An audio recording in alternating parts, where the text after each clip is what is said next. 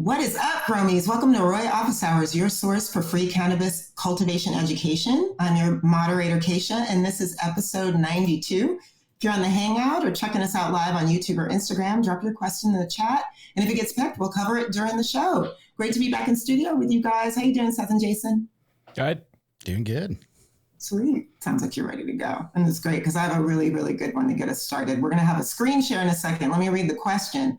Someone is looking for advice. They want to know, what is this? They're on day 22, 1 gallon coco core, 3.0 feed EC, 5.7 feed pH, 6.2 run-up pH, substrate EC is 6 to 12. The buds never produced white pistils. Bottom buds the same as the top. Half the room right now, it looks to be spreading. Cut one down and looked at the roots, brown but not slimy. All right, so let me show you the photo here. Screen share, mixing it up, y'all.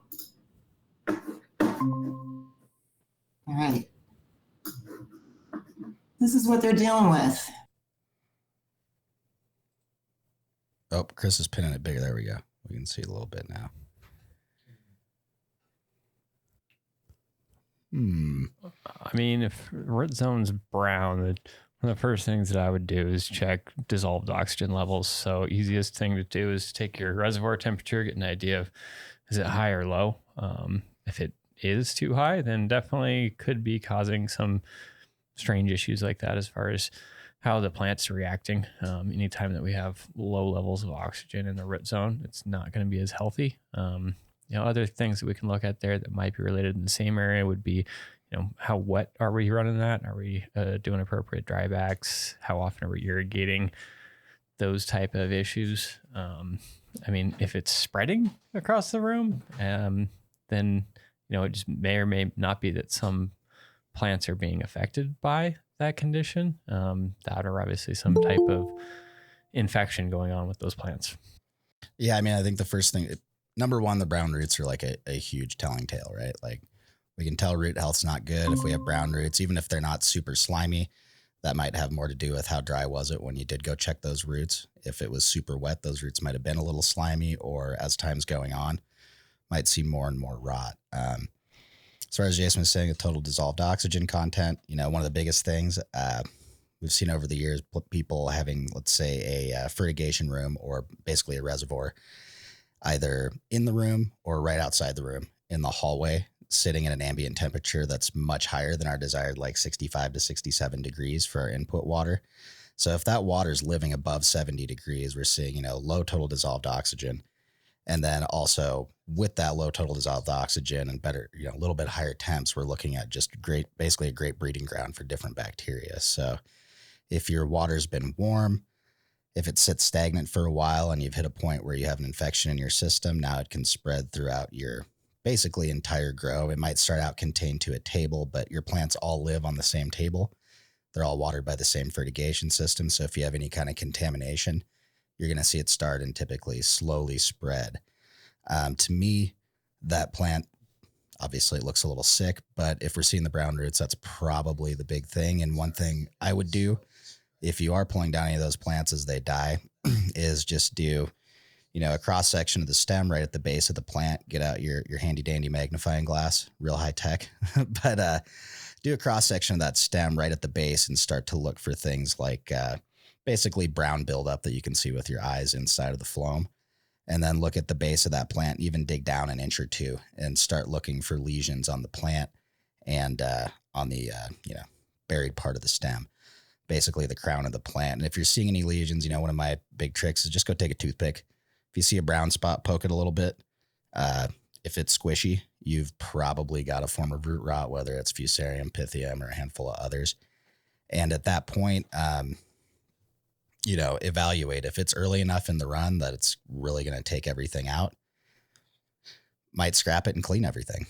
Probably a good idea if you're noticing that in the first few weeks and it's overtaken enough of your room that you're saying, well, if your choice is, I'm losing money on this run, how much am I going to lose and how is this going to affect my quality? If I've got plants that have a serious root zone infection, I might get some through to the harvest stage, but I'm definitely taking obviously a huge hit on yield because I'm going to kill a lot of plants along the way. And then typically quality is also going to suffer, and I'm going to be battling things like aspergillus in the dry room and just a lot of stress towards the end of flower. So those are the first things I'd check. It sounds like your EC and everything else is in range. We're not seeing, massively burnt leaf tips that would indicate huge pH fluctuations or, giant EC swings. Your EC is right in line with where we expect to see it with any, if you're hitting 900 to 1,000 plus ppfd, we do want to see that little bit higher EC. That's 6 range, and 12 on the dryback is fine. One of my questions, I guess, would be, if I could ask this person, is have you ever had a water quality test done? Because a lot of times when we see a situation like this, we're looking at, number one, trying to identify, like, obviously we've got some sort of root rot issue. If you have access to labs, it's fun to identify what that contamination is. Is it Pythium? Is it Fusarium? Is it something that's coming in from just right outside your front door? Is it being tracked into the facility, or, working backwards from the table, do we have an infection point along the way where that contaminant's being injected into the room? And that's why we're seeing it slowly overtake more and more of the room.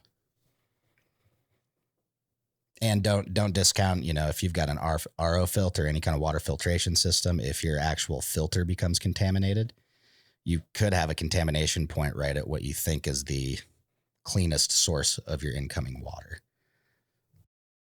Wow, you guys, thank you. Great advice. Good luck to our friend out there. Thank you for the photos. Kind of fun to be able to do a little show and tell today. All right, we're going to keep it moving. We have tons of questions that have been submitted recently. So this one came in from Trichome Valley over on Instagram. They write, ideally, how far should my lights be from the plants after stretch? I'm using 1,000 watt double-ended HPS in a sealed room with supplemental CO2 in 3-gallon coco pots, hand watering.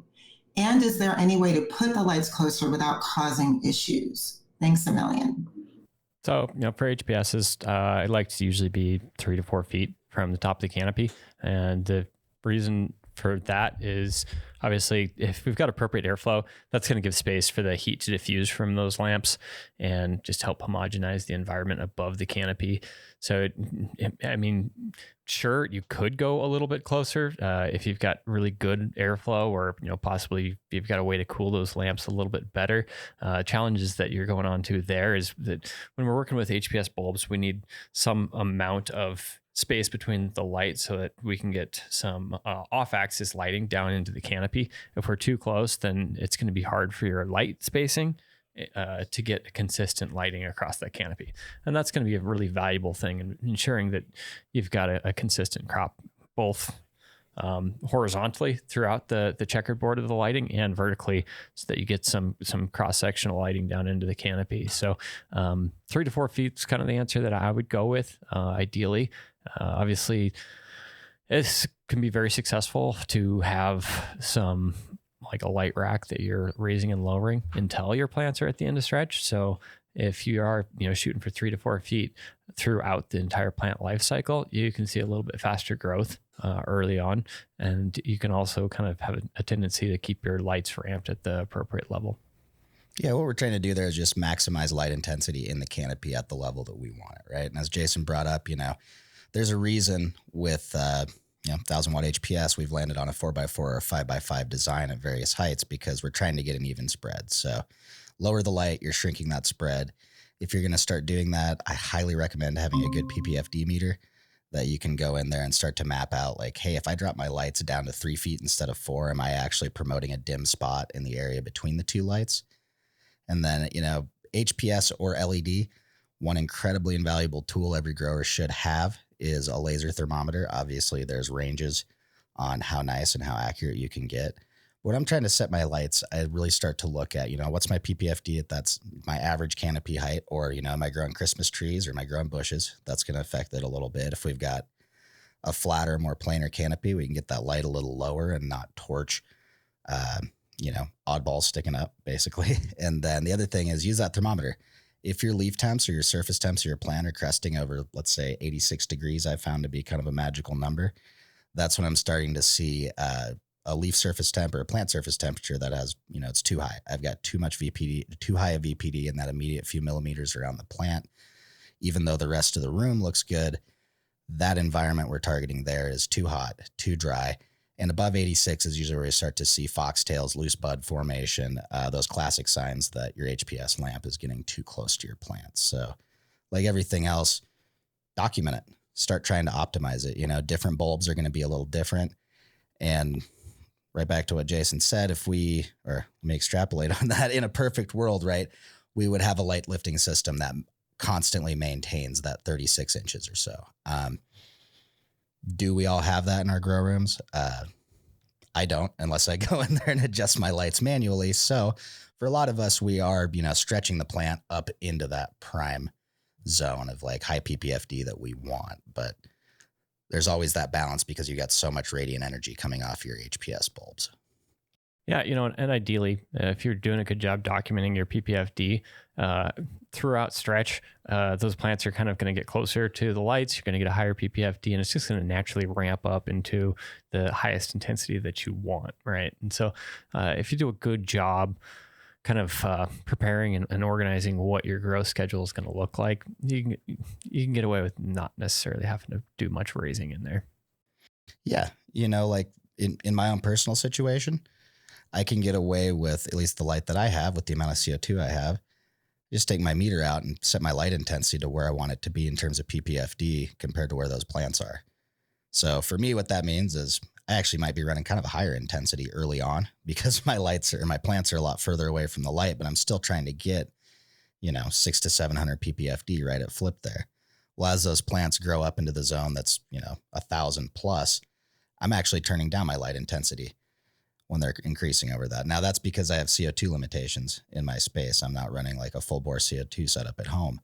But that being said, that's what a lot of commercial growers typically end up doing. You're trying to adjust it there. And then, hey, if you don't have an automated light moving system, what's the labor payoff in moving all of those? And then looking at like, okay, for our first 3 to 4 weeks throughout stretch, that light energy is helping that plant build structure, but it's not actually filling out buds yet. So with a lot of strains, we can lower those lights, get more nodes stacked on because we've got more light energy, but sometimes at quite a significant expense, depending on how hard your facility is to go adjust that. Like big greenhouse situation where I got to pull out an extension ladder to adjust every single light, probably not really the solution I'm looking for. You know, if that's thousands and thousands in labor to do it every cycle, or if it's going to be, you know, $100,000 for a light lifter setup for that room, I've kind of got to start weighing how much am I gaining out of actually moving those lights. And from what I've seen, sometimes it's not the biggest impact at scale as long as you've been able to tune everything else to deal with it. Great stuff to consider. Thank you for you guys' feedback on that. Tricom Valley, good luck and keep us posted. All right, we're going to keep it moving. We got a couple questions here on YouTube. Dr. Green Thumb Aaron, good doctor, wrote, I work in a mixed light greenhouse and we've been getting Reveg by the heater. What do you think we can do to stop Reveg? I mean, there could be a ton of variables going on here. One of the first things that I would do is, so it sounds like you've made one of the first steps, and that's trying to localize it. One of the things I always try to think about too is though, like, is it actually the heater that's affecting it? You know, have you done things like checking your blackout, making sure that we're not getting more light exposure than our 1212 on there? You know, typically, I guess another thing that would probably be good is know the differential in temperature across your greenhouse. I mean, that was one of the first challenges that I faced while operating 4,000 square foot greenhouses, and that was just a huge temperature gradient. So if you can, you know, implement things like HVAC socks, it's going to be an improvement for everything. If your plants are revegging because the temperature is so high, then it's definitely going to help. But my first off impression here would be probably check for other causes that might be doing that. Typically, I mean, unless you're way up in temperature, you're not going to see a gradient because of that, or the Reveg specifically due to that.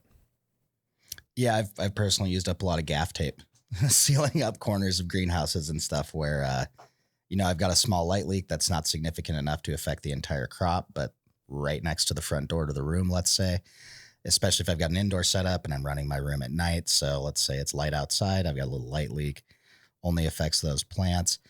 One thing I have personally seen is a few strains that will do some weird things if you try to drive them vegetatively too hard. We'll see continual stretch. The plant will throw out single leaflets, showing some of those Reveg symptoms. But I think it's important to try to quantify, what is it? It's close to the heater, but in my experience, I'll go back to that magical 86-degree number. Unless my plants start to go over that, I'm not seeing terribly adverse effects in terms of growth morphology. Going beyond that, there are some finicky genetics out there. We've talked about it a fair bit on this show, and I think definitely in other platforms where, hey, one thing we've seen is this particular strain, it doesn't like high EC, for instance, and it doesn't like successive bulking signals. It promotes too much stretch and growth. We get some strange characteristics. If that's something that plant is sensitive to, that starts to turn into an evaluation of, okay, am I getting the yield and the quality that I want out of the way my system works right now? And can I change my system enough to accommodate that strain? And if I can, is it worth it? Am I going to get a premium on that? So there's a few factors there. It especially depends on kind of what scale you're at. If you're, I don't know, Jason, under 2,000 square feet, the price of making facility improvements is a lot more economical than if you're at 20, 30, 40, 50,000 square feet, right? Yeah, and just kind of bringing up the last possible cause would just be maybe some nutrient issues going on in there. If you're running a really high nitrogen mix in there, you might try and examine and make sure that wouldn't be causing it. That's probably one of the last things there that I would check on the list. And as always, when we're making recommendations, Seth and I are thinking about, one, some of the experiences that we've been through to identify these issues. Two, a lot of times we're approaching with the most likely solutions that we can come up with. And then three, kind of going out there and extrapolating what science suggests and what a lot of our growers have experienced. That's what, when we list these things, there's a chance that it could be a couple of them. Usually we just try and start with the one that we think would be most obvious or easiest to cross off the list. Yeah, and if you've crossed all those off, just like with most of the issues we talk about and like that happened in the flower room, look backwards in your process. I just remembered there's another situation I've run into that was not my fault, but did directly infect me. Go make sure your moms don't have any bracts or pistils on them. If your moms are starting to pre-flower and you clone a pre-flowering plant, put it back into veg, that plant doesn't immediately re-veg. It can have a lot bigger effects on the morphology of your plant throughout the flower cycle than it would seem to be. And it's kind of inconsistent. Sometimes you can take a pre-flowered clone and get decent results. Other times you'll get a few weeks in and go, why is this thing just acting so weird? In that case, though, that generally affected, that whole row of that strain because all of those clones were pulled off of the same pre-flowering mom. So that's another thing to look at is like localized versus across the population, right? And how bad are things being affected? Like, Jason, you brought up high nitrogen.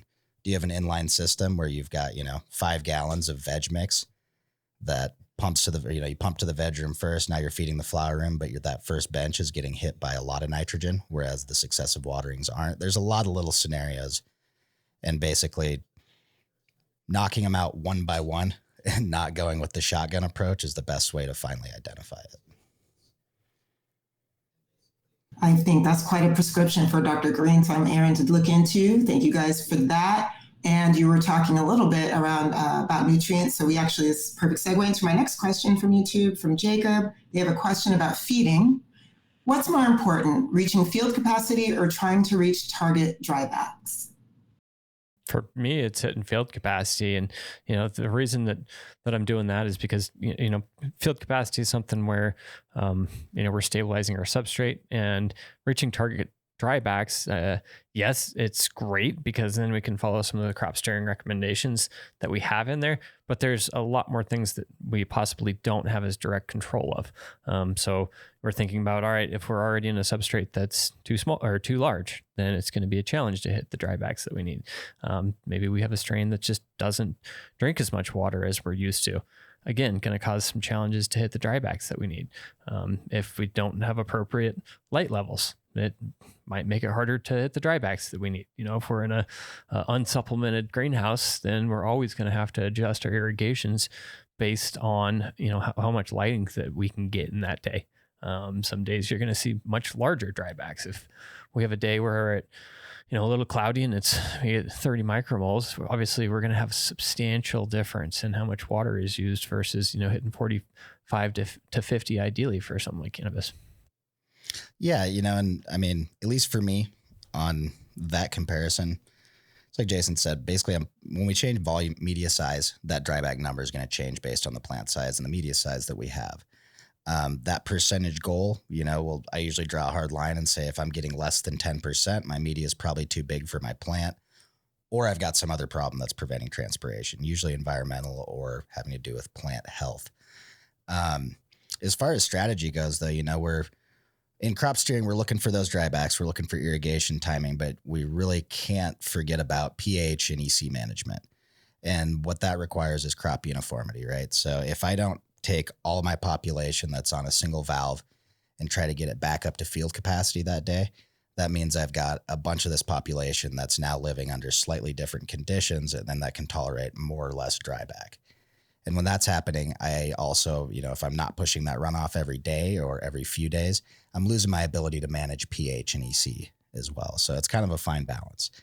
However, that's part of why when we're looking at media choices, for example, we kind of tend to see the best performance in between, 45 and 65%, because that's giving us, enough pore space to be scientifically great for the plants. They've got plenty of access to oxygen.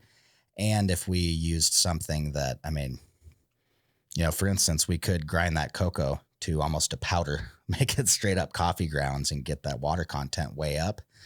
But then it's not really the best media for growing, right? So field capacity, number one. And then drybacks are great, but really getting that proper media size and then something with good enough porosity and also good enough water holding capability to hit those dryback and crop steering goals. If I'm in too small of a container, I'm going to over dry the plant. Most likely I'll be in kind of a risky situation where if I, miss a watering, I might have plants drop. If I've got too big of a pot, I'm never going to be able to bulk it. But just, it's a holistic approach, I guess. And I think we've kind of talked ad nauseum about this. Your dryback numbers are very important, but if you're getting above 10%, we've got something to work with, especially if you've got a low flow dripper system where we can really, really precisely put small amounts of water on those plants. All right, Jacob, thank you so much for that question. We actually just got another question related to drybacks here on the Hangout. Hugo, I'm going to read it, and if you want to unmute and add to it, feel free. But they want to know, do you think that it is possible to crop steer in 20-gallon cocoa pots by extending drybacks to multiple days? Yeah, absolutely. I mean, as we always say, everybody's crop steering, regardless of whether you're doing it on purpose, right? The plant is, it's responding to the environmental and irrigation cues that it is in. Right. And so that's what we talk about when we're saying steering. Right? It's plants responding to it and either going more generative, more vegetative. And the last question, more revegetative because of some cue that it was given. And, in something like a 20-gallon, hopefully we're growing pretty big plants to make sure we're taking advantage of having a 20-gallon. And it's a lot of times, we see that back in the days of before drip irrigation was really popular. And that's just simply because you didn't have the time, the labor force in order to irrigate as often as we recommend these days. So yeah, in something like a 20-gallon, what I would do is try to get an estimate of, how much water content loss that I have, and then start to judge it off of that. And, say if we had a really, really large plant that was doing, let's say it was a gallon and a half to 2 gallons a day. I mean, that's gonna be a monster as far as water content usage goes.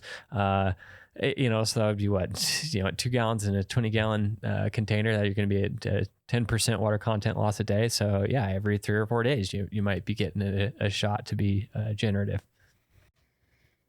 Yeah. I mean, I think you nailed it there. Everyone is crop steering with that 20-gallon setup, unless you're growing like a 14-foot tall, 6-pound outdoor monster plant.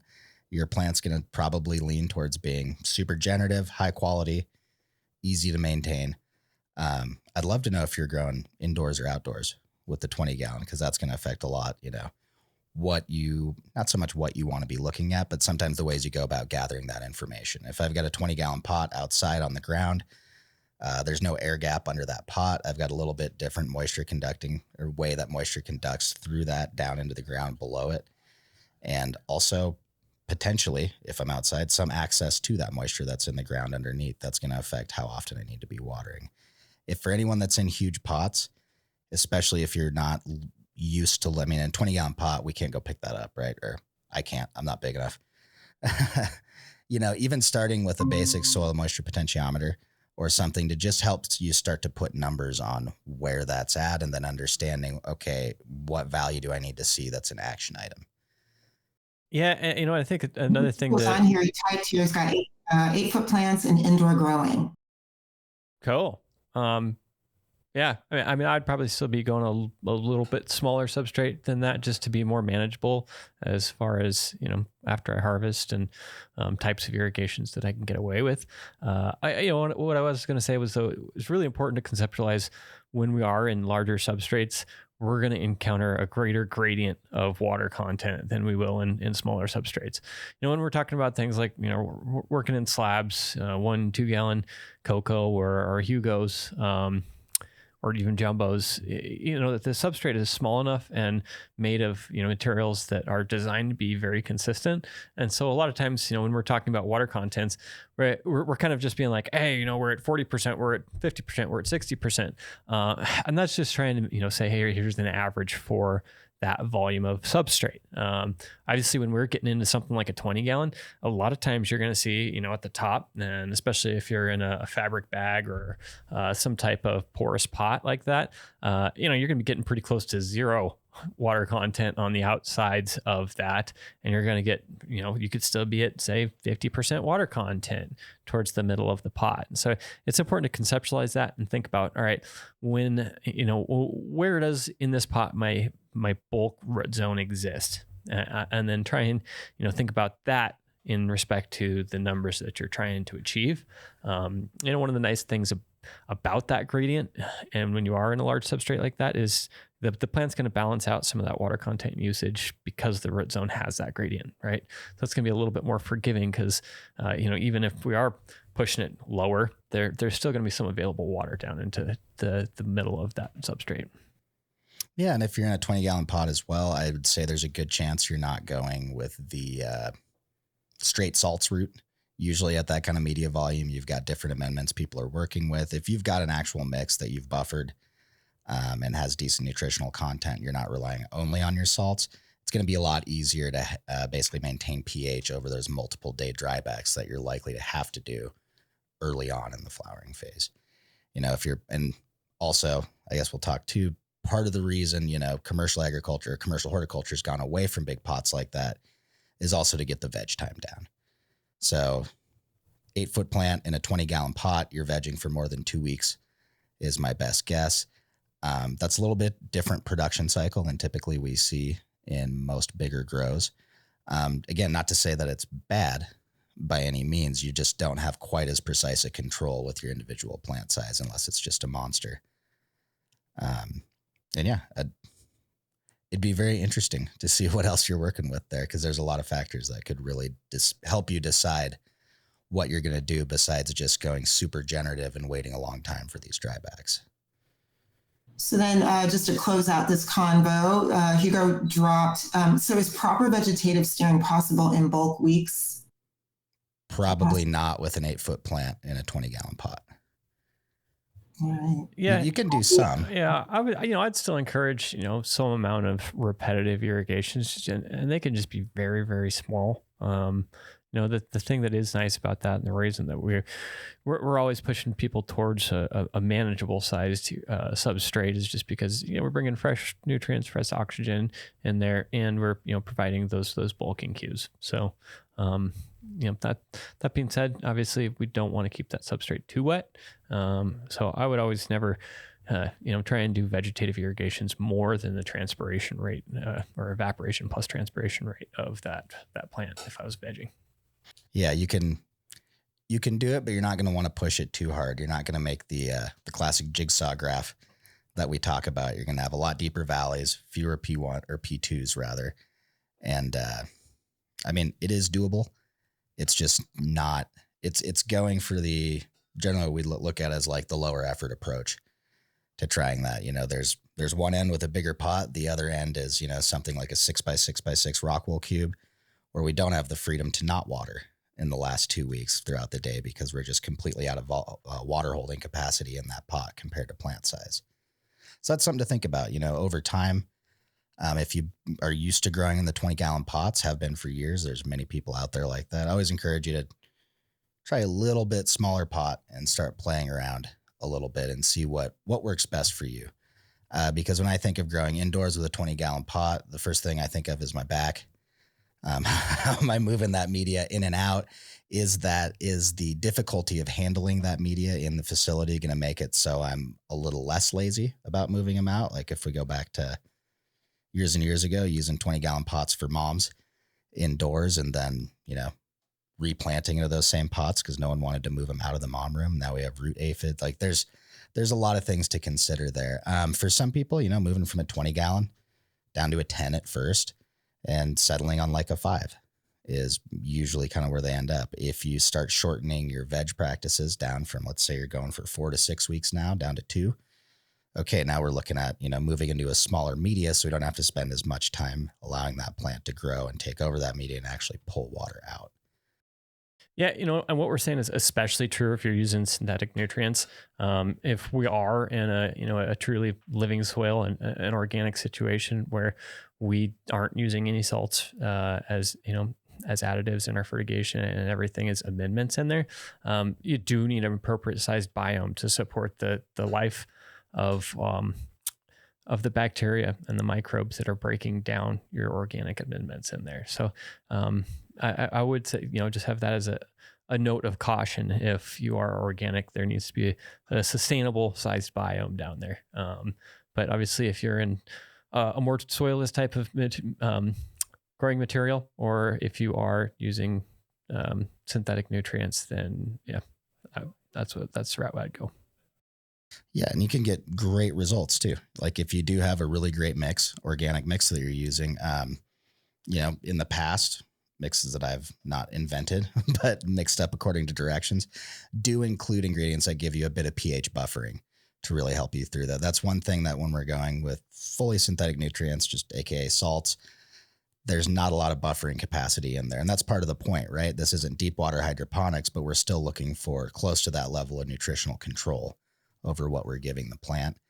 And at that point, runoff becomes very, very important to maintaining that pH balance. When we've got a dynamic living ecosystem inside of the substrate, that can come with better pH buffering, which can be good, can be bad. Trade-off, you're going to need more media to give the plant the same amount of nutrition, which is going to make it much more difficult to steer vegetatively.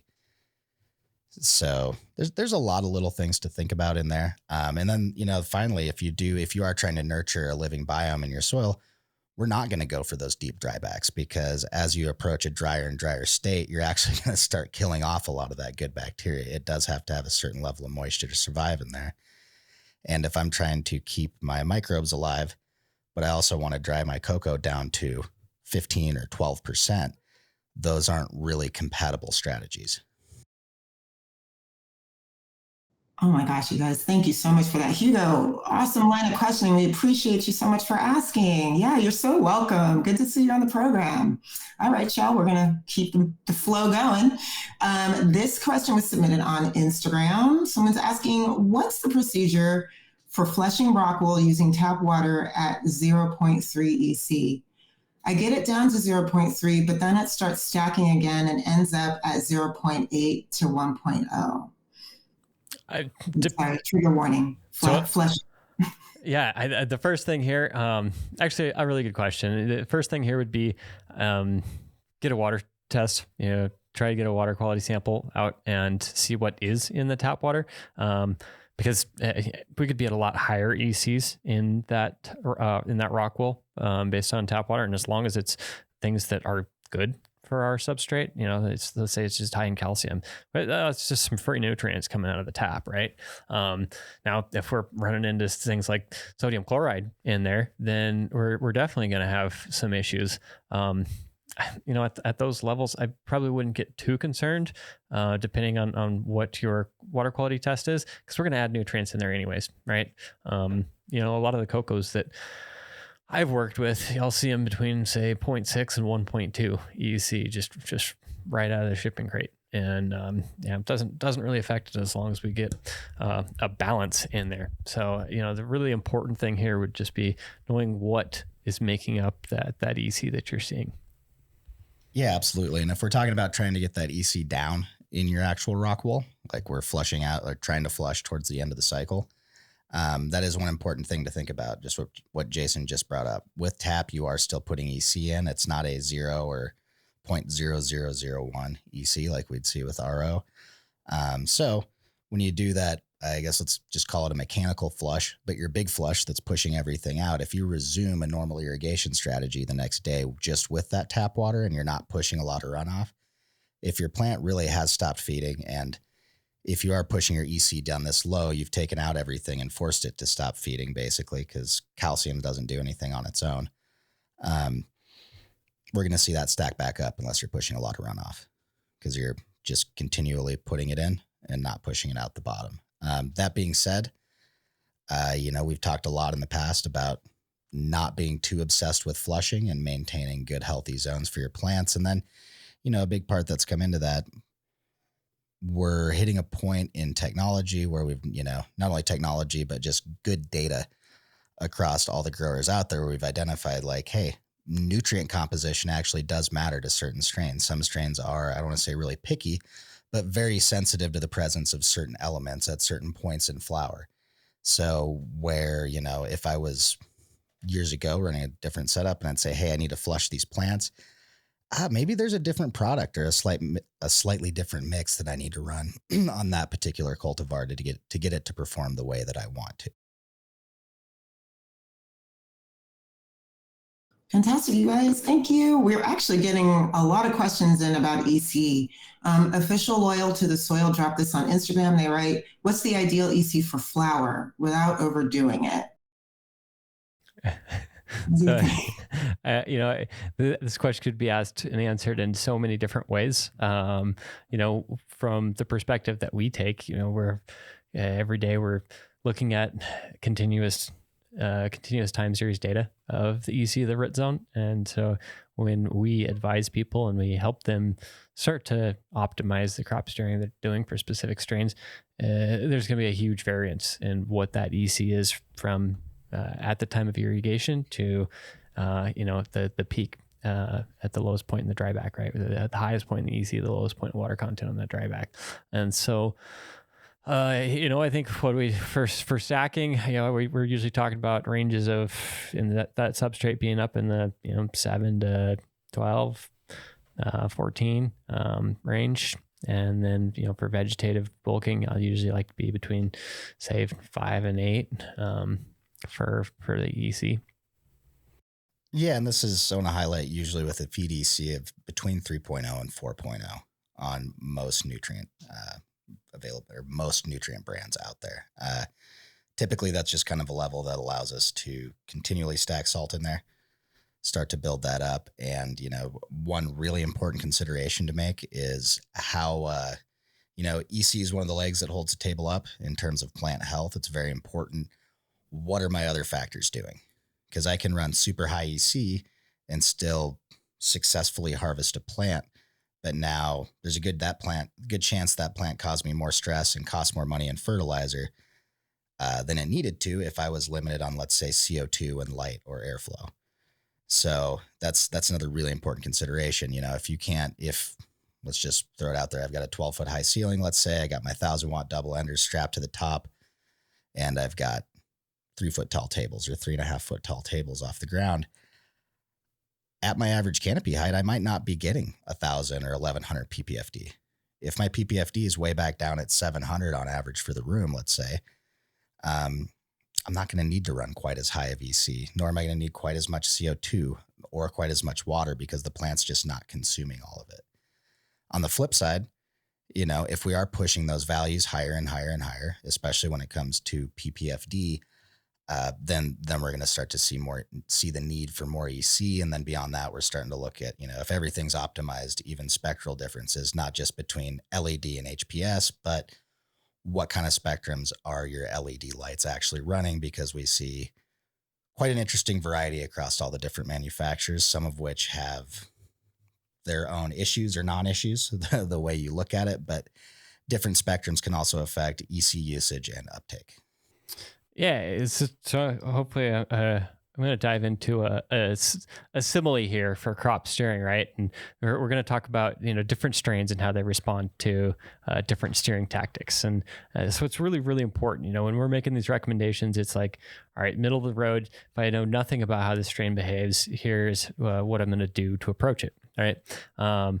So, let's say we're doing some crop steering in a go-kart. We're obviously going to be doing a lot different type of inputs than we are if we're driving a monster truck. And so when we're thinking about, all right, how does this strain behave? The best things that you can do is, one, make some documentation on how it's performing. How is it reacting to the environment, and in this case, especially the nutrients and the regimen that I'm applying to it. And then, two, make some analysis on what you're seeing from that plant response. So that's really, really important to kind of identify that, hey, we're talking about driving a Honda Accord or, what's the most popular car these days? Oh, geez, a Kia. Oh God. No. All right. So just not to try to get too cliche out there, but I felt like it was a very, it's very representative. And when we even look at some strains, we can tell that, hey, this one is going to feed substantially different than another. Yeah, I think one of the things to really think about when you're looking at EC is, throughout this plant's life cycle, we're adapting its roots to live in this certain environment. And that's like one of the primary reasons that as we've gone into, coco, Rockol, these truly soilless medias, we do want to get away from flushing, because if we're only giving it those inputs and the media doesn't have any buffering capacity on its own, if we're wildly adjusting that root zone EC from a 6 one day to a 1.2 the next day because we flushed it out, and then trying to stack it back up, we're really wasting time in production, because the plant actually has to take energy and put it towards either consuming sugars in the root zone or stocking the root zone with sugars to help adjust to that osmotic pressure change. So when we're looking at different ranges, there certainly are ideal ranges with certain strains in a specific growing setting. However, even if we looked at what's that optimal range, all right, if I looked across the population of one of the best rooms I've ever seen on a given strain, if I went and stuck pots around there, I would see a little variation. If I was targeting 7, I'd see everywhere from a 4.0 probably up to a 9.0 at my wettest point across the room. And at that point, you go, okay, I have this variation. What is optimal might actually just exist in a range. It's not exact. And I've got to manage EC across all these. What's the safest thing to do at the end of the day to make sure my crop makes it through with good health? That's to just have the control to be able to maintain those EC ranges and not have it immediately drop out or spike up all the time, because that can also affect your pH. And I mean, the more you radically shock a plant, which, drastically changing the osmotic pressure in the root zone is a pretty radical shock to the plant, the more adverse health effects you're going to see and worse results you're going to get. So, as we always say, notes, pictures, really pay attention to everything that's going on so that you can also try to identify, like, hey, did this strain like running at a higher EC? Maybe. Were we able to maintain pH throughout that whole run, or did we stack up EC in the first 3 weeks without pushing runoff at the expense of lowering our pH? And that's why we saw some perceived lockout or burning, let's say.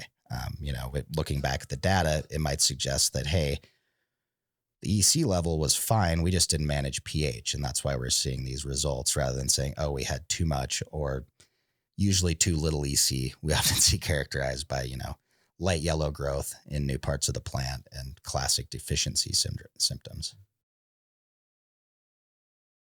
Thank you, guys. I feel like the theme for this show is take notes. It's a lesson that we come back to often. Appreciate that question. Good luck, official loyal to the soil. All right, we got this question in on YouTube from 618 Grow. They're wondering, what week should I start drought stress and cooler temps? I mean, one of the first questions that I would ask is, do we want to be applying drought stress? Certain strains are going to respond slightly, generatively and actually have a good response to drought stressors. Some really don't like doing drought stressors. And so when we're talking about, the typical drybacks that we recommend, we're actually really not even usually getting very close to any type of drought stressors. So in Rockol's, in coco, we're not applying a drought stress when we're at, say, 20% water content. And what's going on there is we're usually using osmotic potential to indicate some of these cues. Now let's say, something like coco, if we are getting down to, 10%, 12%, we are going to see some amount of response to the plant based on a drought stressor. And really what we're using to analyze this is what's called matrix potential. And matrix potential, the simple way to think about it would be how much vacuum does the roots have to apply on the substrate in order to pull water from it. Right. And the different characteristics of different minerals in a substrate cause those matrix potential curves to look substantially different.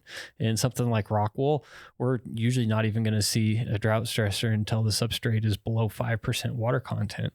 And so I guess that would be kind of the first question is are we pushing these plants very, extraordinarily generative? Then yeah, let's do a drought stressor. As far as, to answer at what weeks, it is extremely strain dependent. When we talk about middle of the road, like I was mentioning earlier, we'll talk about, say, 3 weeks of generative stacking at the beginning of the cycle. I know we've said it in probably almost every episode that, on one side of the spectrum, you're looking at plants that are already generative leaning, and we may not have to do very much generative steering, and we can just apply, bulking, maybe even after, week 1. Maybe we actually don't even do much generative at all. And then on the other side, if we have plants that are genetically vegetative leaning, then we might just run bulking through the entire cycle. That's one of those things where we have to analyze, how does this strain respond? And so, let's start with the middle of the road. If we know absolutely nothing about how the strain grows, take those notes, analyze, all right, this is what we saw in response to that, and then manipulate your application for the next run and go from there, continuous improvement. Yeah, I mean, I think a lot of this just really comes down to your media and that term drought stress. We don't ever actually, not just to me, but when we define drought stress in greater agriculture and science, what that's talking about is becoming really close or actually crossing the line that is temporary wilting point. So one thing we're doing with the media choices that not just Arroyo recommends, but people choose for indoor cultivation in general, is pick one, both coco and rockwool, for instance, being the two most popular, probably followed by peat moss right behind it. One beautiful thing about all of those medias is they do have a fairly low matrix potential, which means our temporary wilting point is quite low. And what that allows us to do is dry it back a lot farther than maybe more traditional soils laying out on the ground before we actually get that drought response, which is wilting. Anytime we put the plant into a zone where we're truly applying stress that would affect the plant's health, that's usually pushing it a bit too far. We're losing productivity time if we actually have to slow down the plant, right? Because if I'm pushing that too hard, too low, if I'm flirting with temporary wilting point, the plant's response is to shut down its stomata and try to reduce transpiration. If that's happening for that first 2 hours one morning when the lights come on, my plants start to droop a little bit, my stomata close up. Well, over a few weeks, I've just lost 2 hours per day of production time that would allow my plants to grow or produce oils or anything like that. When a plant's in drought stress, it is not actually really producing anything. It's trying to go conservation. It's trying to be as conservative as possible and attempt not to dry out all of its leaves by transpiring too much too quickly and wilting itself. So I think that's one of the really, really important things to look at here. And just like Jason said, we see a huge range of responses among strains. And usually the best protocol I like to start with, if I know nothing about a strain, I'm going to try to run it 9 weeks because I'll give it a fighting chance. If it goes longer than that, I'm probably not putting into commercial production. And then minimum 3 weeks. Usually I'll start out with 4. If I've seen the plant in some other grow, that can still help a lot. if I have an idea of what its stature is going to be like, and any info you can get from another grower. It might not all translate to your grow, but it can help. And then you can decide conservatively, hey, like for me, I like really simple 3, 3, and 3. When I'm baselining a strain, like, okay, I'm going to start out with 3 weeks generative as the plan. Going to go measure it, see how my stretch is doing. When does it actually finish stretching? Take notes. So next time I can modify it and say, okay, this one actually stretched to day 24, not till day 21. I'm going to adjust my generative range or generative dates on the beginning, and then start out with 3 weeks of ripening. Now, one thing I know doing that is I'm probably not going to maximize my yield with only 3 weeks of bulking in the middle on a 9-week run. But I'm probably, and by probably, I mean, I really haven't found a situation where this didn't work out. I'm going to avoid over bulking that plant and lowering my flower quality. So step one, I'm going to go into being able to see like, hey, here's what these 2 irrigation strategies did for me, but I'm leaving plenty of time on the end to ripen up. That way I'm still getting the potency and look that I'm going for. And then, hey, we can start to open that window up over time on successive runs and establish like, does this plant need a week to ripen? Does it need 2 weeks to ripen? Is it some old school Oreos or cookies and cream where we can pretty much bulk it right up until the end? Like there's a whole spectrum out there. And in my experience with the amount of, what's the word? I don't want to say undocumented crossing, but due to the fact that it's actually really hard to trace some of these lineages in cannabis. And there's also a lot of variety and variability within these genetic lines. It's really, really hard to say outside of broad generalizations like, hey, this is a runts cross. Here's how it's going to behave, right? Yeah, no, it's amazing to me, how sometimes crosses don't act like either of their parents at all. It's just totally outside of expectations. And, when we say things like strain dependent, we're talking about it all the time, and we're not trying to have a scapegoat on how to get away with this. We're trying to get you guys the best information that we can. And a lot of the work that we've been doing actually recently, and especially in the last 6 months, year, is trying to enable breeders and clone suppliers to be able to help you with this information, right? So any of the good suppliers that you're getting this stuff from have done some flowering experiments with the supplies that they're getting for you. And so, you can ask them, get some personal experience from them. It's going to probably be a lot more detailed than what we can just roughly talk about without knowing what strain or what your goals are. And then definitely, one of the things that we are doing is trying to help get the, right into the breeders' experiments as well, so that they can just supply this information. How did they achieve the best results from this specific strain? And they can include that with their stock and actually increase the value of that stock, not only for them, but increase the value of it for you and the potential for your sales output. Yeah, that way when you go through your first run, you look at the finished product, you at least have the instructions on everything they did to achieve that. And I don't know, Jason, in my observation, working with some of these guys over time, breeders are moving more and more towards standardized production procedures in efforts to help their selection process to produce better results for most clients, right? Like that's one thing that is pretty, currently very specific to cannabis horticulture in general is every other part of agriculture. We've got 100+ years of plant breeding that's really helped focus on traits that make these different varieties, really easy to cultivate commercially.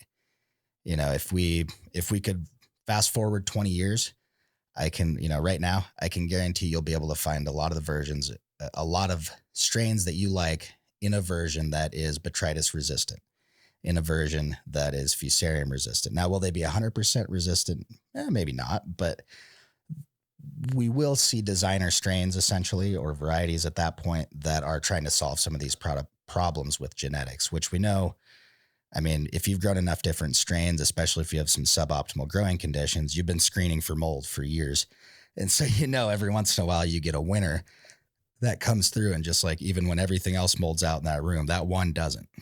And we're just not quite there with the genetics yet in terms of, the industry is just getting kicked off, right?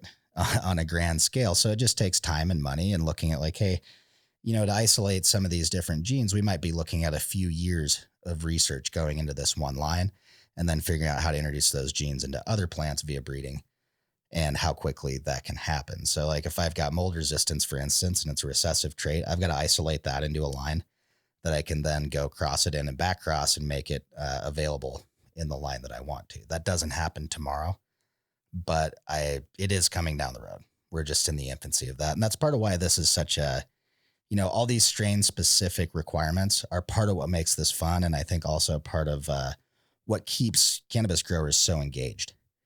I've worked in bigger ag. I haven't met a wheat farmer who is nearly half as passionate about wheat as any cannabis grower I've ever met, to be honest. Like those guys might be passionate about running their business or having a sustainable component to their farming operations. They're really into soil health or conservation, but rarely, or am I going to go out and meet someone that's in field agriculture? I like to pick on wheat just because I could look out the window and see a bunch of it here. But they're not as concerned about like, what is that variety? They're looking at, hey, how easy is this to grow? How does it yield? Am I getting the protein content numbers to really get a premium on my crop?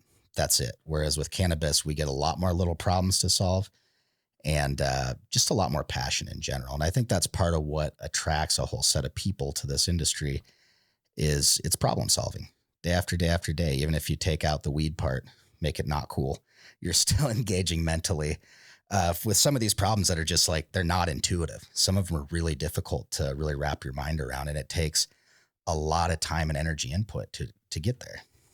It's you guys are saying that we really are just getting started, are we? Sorry to cut you off, Jason. Go ahead. Oh, you're all good. It's it's one of the fun things. I always have anecdotes from the early days of Arroyo, and when we was getting into some boutique grows, and I was asked like, well, what is your favorite part about going to work on a daily basis? And it seemed like the overwhelming response was popping seeds or breeding.